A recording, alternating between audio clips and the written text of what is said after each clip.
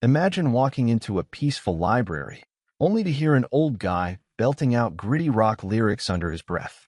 The librarian hushes him sternly, thinking he's just a disruptive senior. But that raspy voice belongs to Ozzy Osbourne, secretly rehearsing for what would be his thunderous final comeback, a story that mixes rock legend with everyday absurdity and leaves you cheering for the underdog. Hey folks, let's dive right into the wild ride of Ozzy Osbourne's life, from his gritty beginnings to becoming the undisputed prince of darkness in heavy metal. Born John Michael Osbourne on December 3rd, 1948, in Aston, Birmingham, England, Ozzy grew up in a rough, working-class neighborhood. His family squeezed into a small house with 6 kids, his dad slaving away at a tool factory on night shifts, and his mom grinding through days at a car parts plant. Money was tight, and young Ozzy faced bullying at school because of his dyslexia, which made reading and writing a nightmare. He even dealt with physical abuse from teachers, leaving scars that stuck with him for life. By 14, Ozzy quit school and jumped into dead-end jobs like construction, plumbing, and even a stint in a slaughterhouse where he'd come home covered in blood. Those experiences toughened him up, but they also led to trouble. He got caught burglarizing and spent 6 weeks in prison at 18. Music was his lifeline. Hearing the Beatles' She Loves You flipped a switch, and he dreamed of being a rock star despite everyone laughing it off. In 1967, Ozzy answered a classified ad, "Ozzy Zig Needs Gig," posted by guitarist Tony Iommi, who he'd known from school. They teamed up with bassist Geezer Butler and drummer Bill Ward, first calling the band Polka Tulk Blues, then Earth. But after watching a horror film called Black Sabbath, they rebranded, crafting a dark, heavy sound that matched Birmingham's industrial gloom. Their music drew from blues but cranked up the distortion, with Iommi's finger injury leading to down-tuned guitars for that signature doom vibe. In 1970, they dropped their self-titled debut album on a Friday the 13th, opening with thunder, rain, and a tolling bell that scare the hell out of listeners. Tracks like The Wizard and NIB mixed occult themes with heavy riffs, selling well in the UK and catching fire in the US. Just months later, Paranoid exploded, with the title track, Iron Man, and War Pigs becoming anthems that slammed war and hypocrisy. It hit during the Vietnam War, resonating with American youth protesting the draft and government lies. Black Sabbath toured America hard, playing dives in Detroit and arenas in LA, building a massive following among blue-collar fans. Success brought cash, but also drugs, cocaine, LSD, and booze fueled endless parties and crazy stories. Ozzy once woke up in a field after blacking out, or so the legends go, but it started straining the band. Master of Reality in 1971 went heavier, with Sweet Leaf nodding to weed and Children of the Grave raging against war. Fans in states like Ohio and Texas blasted it from muscle cars, making Sabbath the soundtrack for rebellion. Volume 4 in 1972 showed experimentation, recorded in a rented Bel Air mansion where they blew fortunes on coke. Snowblind openly referenced their habits, but the music stayed killer with tracks like Supernaut. By Sabbath Bloody Sabbath in 1973, they brought in Rick Wakeman on keys, adding layers to songs like Killing Yourself to Live. Tours got wilder, Ozzy biting heads off doves in meetings, shocking execs and sparking myths. Sabotage in 1975 fought back against lawsuits from old managers, with Symptom of the Universe influencing thrash metal. But tensions rose. Ozzy's addictions made him unreliable, missing rehearsals and blowing lyrics on stage. Technical Ecstasy in 1976 tried funkier vibes, but fans hated the shift and sales dipped. Never Say Die in 1978 was their last with Ozzy originally, but drugs fractured them. Ozzy fired in 1979 after a blowout. Devastated, he holed up in a hotel, binging until Sharon Arden, his future wife and manager, dragged him out. She built a solo band with guitarist Randy Rhoads, ex-Quiet Riot, whose classical chops elevated Ozzy's game. Blizzard of Oz in 1980 crushed it, with Crazy Train's riff becoming iconic, blasting from U.S. radios. Mr. Crowley paid tribute to the occultist, while Flying High Again captured his party life. Tragedy hit in 1982 when Rhodes died in a plane crash during tour Antics Gone Wrong. Ozzy was shattered. He soldiered on with Diary of a Madman, honoring Randy, then hired Bernie Torme briefly before Jake E. Lee. Bark at the Moon in 1983 howled back, with the title track's video turning Ozzy into a werewolf. The Ultimate Sin in 1986 kept the hits coming, but lawsuits over lyrics allegedly causing suicides haunted him.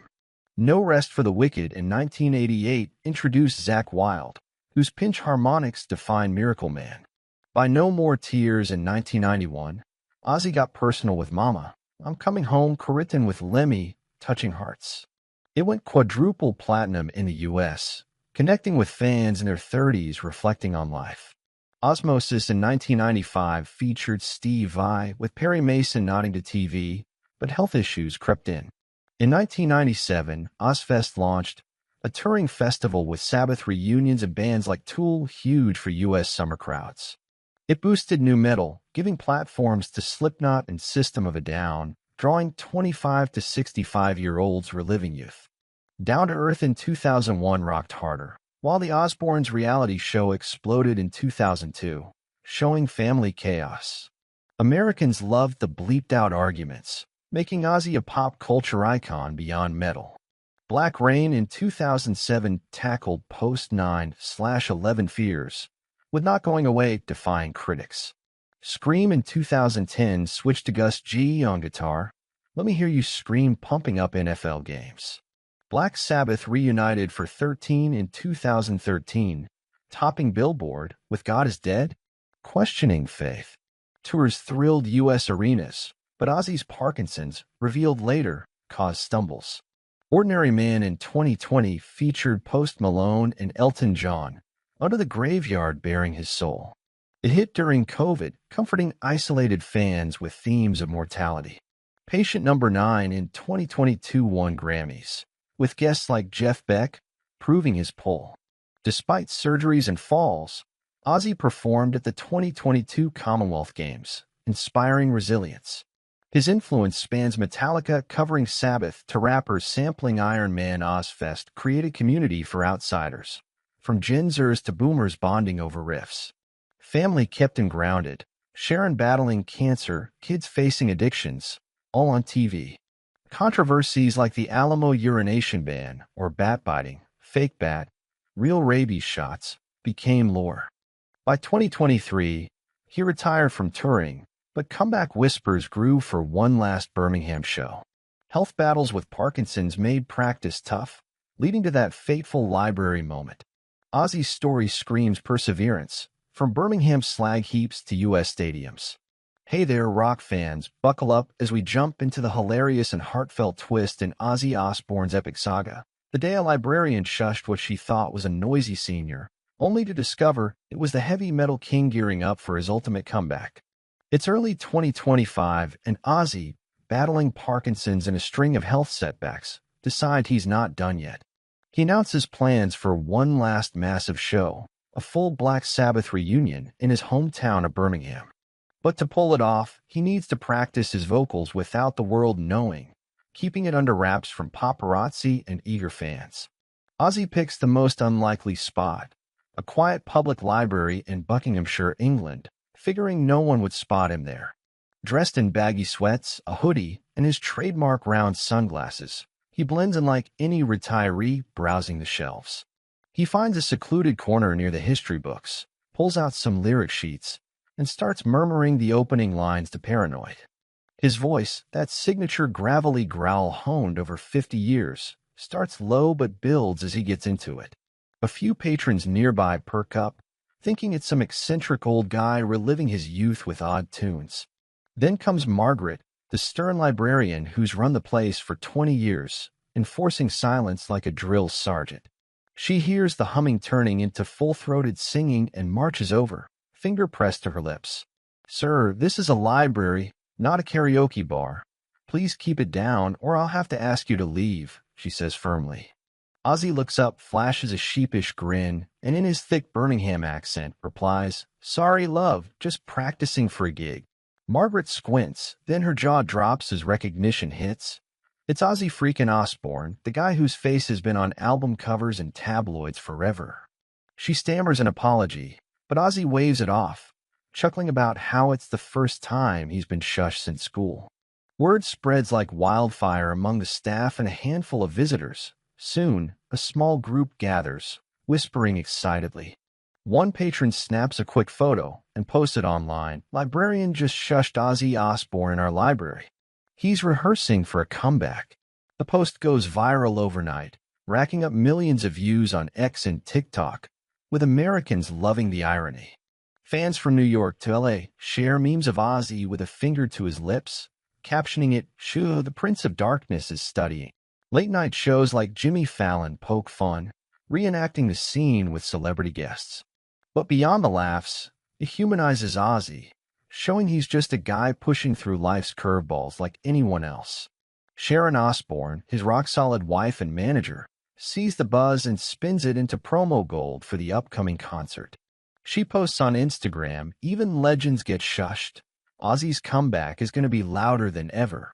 The incident boosts ticket sales for the show, dubbed Back to Birmingham, the final roar, set for July 5, 2025 at Aston Villa Stadium. Fans aged 25 to 65 snap up seats, many flying in from the States, reminiscing about seeing Sabbath in the 70s or Ozfest in the 90s. Ozzy ramps up rehearsals at home, with Tony Iommi on guitar, Geezer Butler on bass, and Bill Ward on drums joining via video at first. They fine-tune the setlist, classics like War Pigs, Iron Man, and Crazy Train, plus deep cuts for diehards. Due to his mobility issues, Ozzy practices from a custom throne-like chair, adapting his wild stage moves to seated energy.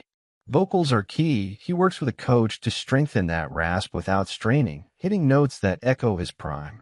Stories from past tours flood back. The time Ozzy bit the head off a bat on stage in Des Moines, thinking it was rubber. Or snorting ants with Motley Crue. Tales that make rehearsals a mix of work and wild laughter. Sharon keeps things grounded, managing his meds and diet, while kids Kelly and Jack cheer him on. The family dynamic, famous from the Osbourne show, adds emotional depth. This comeback is for them too. As hype builds, American radio stations like SiriusXM run Ozzy marathons, interviewing fans about how his music got them through tough times. A 45-year-old from Chicago shares, "Paranoid was my anthem during divorce. Ozzy's resilience inspires me." Boomers in their 60s recall sneaking Sabbath albums past parents, while millennials credit him for influencing grunge and nu metal. Ozfest alumni like Rob Zombie send video messages, hyping the event as a metal milestone. Concert day arrives. 40,000 pack Villa Park under a summer sky, flags waving with Black Sabbath logos. Ozzy's wheeled on stage to thunderous applause, mic in hand, looking every bit the warrior. They kick off with Black Sabbath, the bell tolling as lasers cut through smoke, sending chills down spines. His voice cracks at first but warms up, belting War Pigs with fury that slams warmongers, relevant as ever. Mid-set, Ozzy pauses. "You know, a librarian shushed me the other day. Thought I was some nutty senior." The crowd erupts in laughter, chanting "Ozzy, Ozzy," as he dedicates the next song to all the underdogs out there. Guests surprise everyone. Slash shreds on Crazy Train. Post Malone joins for Take What You Want. Elton John pops in virtually for Ordinary Man, a tearjerker about facing the end. The encore hits with Paranoid. Fans sing every word, a sea of devil horns and glowing phones. Critics rave. Rolling Stone calls it a triumphant howl, proving age can't silence legends. But joy turns bittersweet. Just 17 days later, on July 22, 2025, Ozzy suffers a fatal heart attack at home. Sharon announces it with grace. He went out on top after the show of his life. Tributes pour in from everywhere. President Biden tweets condolences, calling him a cultural icon. Rock peers like Mick Jagger and Dave Grohl share stories, honoring his trailblazing. Fans hold vigils in U.S. cities. LA's Sunset Strip, New York's Madison Square Garden echoes with his songs. His funeral in Birmingham draws 10,000, a procession like a royal send-off for the working-class hero. Margaret the librarian attends, sharing how that shush led to a signed album and lifelong memory. In Death, Ozzy's legacy explodes, album sales surge, documentaries flood streaming services. Black Sabbath's induction into the Rock Hall, already done in 2006, gets revisited with specials. His influence on American culture runs deep, from Vietnam-era anti-war tracks to 80s MTV staples. Bands like Metallica, who covered Master of Reality, credit him for thrash's birth. Nirvana's Kurt Cobain cited Sabbath's darkness as grunge fuel. Even hip-hop samples him. Ice-T's OG Original Gangster nods to his riffs. Ozfest, running from 1996 to 2018, launched careers. Korn, Limp Bizkit, Disturbed owe him big. It created summer rituals for U.S. fans, tailgating with mosh pits and merch tents. Ozzy's openness on addiction and mental health paved ways for stars like Demi Lovato to speak out. His Parkinson's battle raised millions for research, events like his annual gala drawing celebs. Family reflections post-death. Kelly's podcast episodes tear up over Dad's fighting spirit. Jack produces a biopic, casting unknowns to capture Ozzy's raw beginnings. Sharon writes a memoir sequel, detailing the comeback's behind-scenes heartaches. The library incident becomes legend, plaques installed, tours visiting the shush spot. Books and podcasts dissect it, how a simple hush symbolized Ozzy's humility amid chaos. For audiences 25 to 65, it's relatable, pushing past health woes, chasing one last dream. Younger fans discover him via TikTok edits, blending old clips with modern beats. Boomers pass vinyls to grandkids, keeping the flame alive. Ozzy's lyrics endure. No more tears comforts lost mama. I'm coming home tugs heartstrings. His voice in ads, movies, games. Immortal in Guitar Hero, unforgettable. Charities boom in his name. Addiction recovery centers in Birmingham and L.A. A statue unveiled in Aston. Fans flocking like pilgrims. Reflecting Ozzy's life screams, never give up. From jail to stardom, shush to roar.